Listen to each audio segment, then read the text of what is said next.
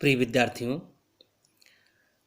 संवैधानिक विकास के अंतर्गत अगला चार्टर एक्ट 1853 का चार्टर एक्ट है।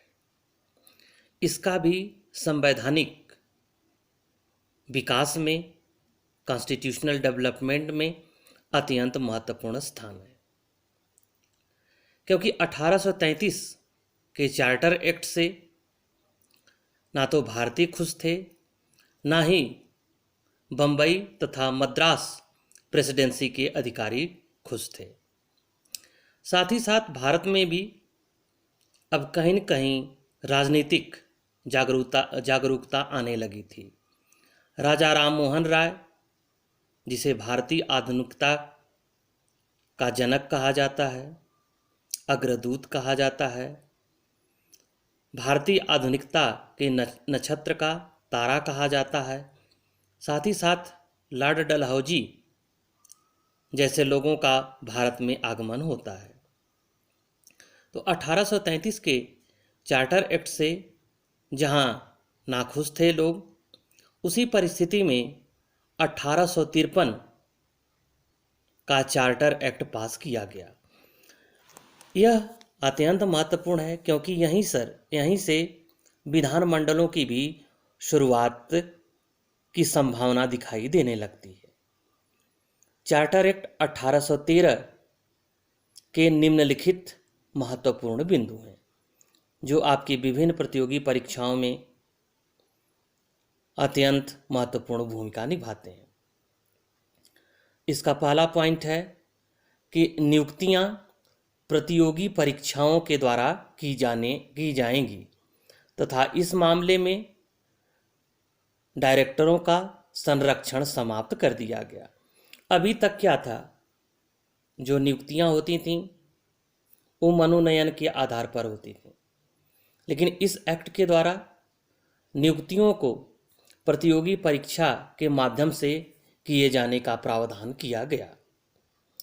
दूसरा महत्वपूर्ण बिंदु है, बंगाल के लिए एक अलग लेफ्टिनेंट गवर्नर का प्रावधान किया गया, क्योंकि 1833 के चार्टर एक्ट के द्वारा जो बंगाल का गवर्नर जनरल था उसे भारत का गवर्नर जनरल कहा जाने लगा। अतः यहाँ से हम देख सकते हैं कि प्रशासनिक सुविधा के लिए बंगाल में एक लेफ्टिनेंट गवर्नर की नियुक्ति का प्रावधान 1853 के चार्टर एक्ट के द्वारा किया गया। डायरेक्टरों की संख्या 24 से घटाकर के 18 कर दी गई। नेक्स्ट पॉइंट है कि गवर्नर जनरल की कार्यकारी परिषद में 6 अतिरिक्त सदस्यों की नियुक्ति का प्रावधान किया गया। नेक्स्ट पॉइंट है, कंपनी को जब तक संसद न चाहे भारतीय क्षेत्रों को अपने अधीन रखने की अनुमति प्रदान की गई। निदेशक मंडल को नई प्रेसिडेंसियां बनाने अथवा पुरानी की सीमाओं में परिवर्तन करने का अधिकार दिया गया। जो सबसे महत्वपूर्ण चीज है, केंद्र में एक लघु परंतु अप्रभावशाली विधान परिषद का गठन किया गया। ये इसके कुछ अत्यंत महत्वपूर्ण बिंदु हैं जो आप लोगों को ध्यान रखना चाहिए और याद रखना चाहिए। अन्य अनेक बिंदु हैं, जैसे ईस्ट इंडिया कंपनी के अधिकार पत्र को पुनः नवीन किया गया, परंतु पहले की भांति कोई निश्चित अवधि नहीं रखी गई। इस एक्ट में इतना ही भर कहा गया कि कंपनी का शासन तब तक जारी रहेगा जब तक ब्रिटिश संसद कोई दूसरी व्यवस्था ना कर दे।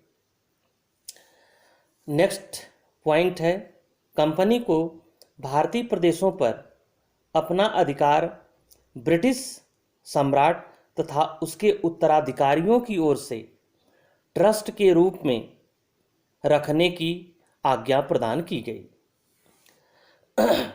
कोर्ट ऑफ डायरेक्टर्स अथवा संचालक मंडल में बैठकों की कोरम या गणपूर्ति के लिए 10 सदस्यों की उपस्थिति अनिवार्य कर दी गई।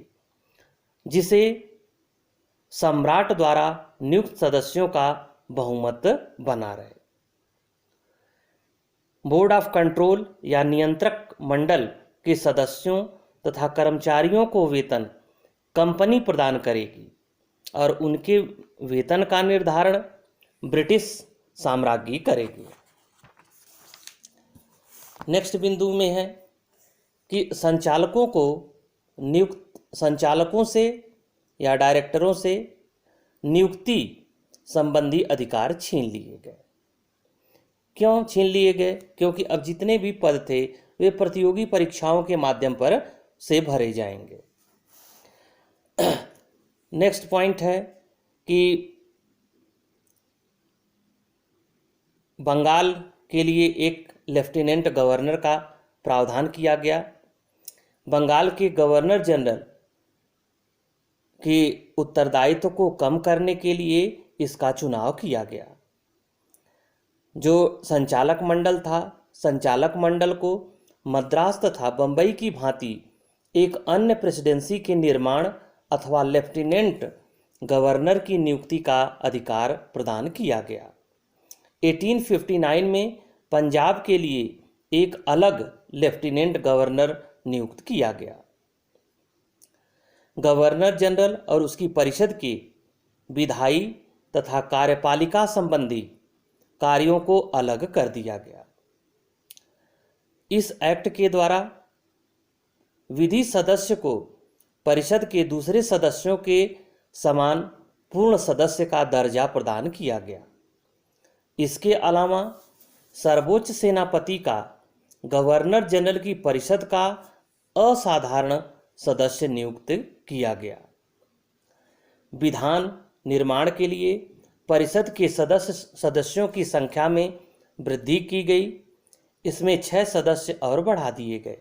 इस प्रकार बंगाल का चीफ जस्टिस, सर्वोच्च न्यायालय का एक अन्य न्यायाधीश तथा मद्रास, बंबई, बंगाल तथा उत्तर पश्चिमी प्रांत के 4 प्रतिनिधियों की नियुक्ति प्रांतीय सरकारें अपने उच्चाधिकारियों में से करेंगी।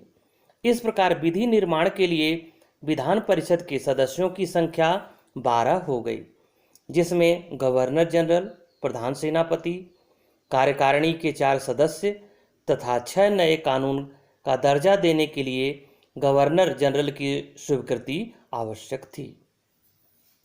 गवर्नर जनरल विधान परिषद द्वारा पास किए गए किसी भी प्रस्ताव को वीटो कर सकता था और ब्रिटिश सम्राट को यह अधिकार दिया गया कि वह इंग्लैंड में एक कानून आयोग की नियुक्ति करे और इस आयोग को 1833 के कानून आयोग द्वारा बनाए गए कानूनों की जांच करना तथा उनकी रिपोर्ट बनाकर आवश्यक कानून बनाने की सिफारिश करना था।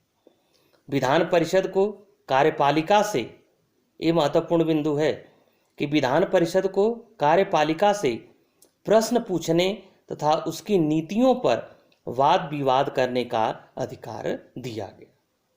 ये इस 1853 के चार्टर एक्ट के कुछ महत्वपूर्ण बिंदु हैं और इसका अत्यंत महत्वपूर्ण स्थान है भारत के संवैधानिक विकास में।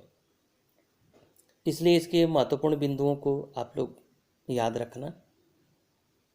Thank you.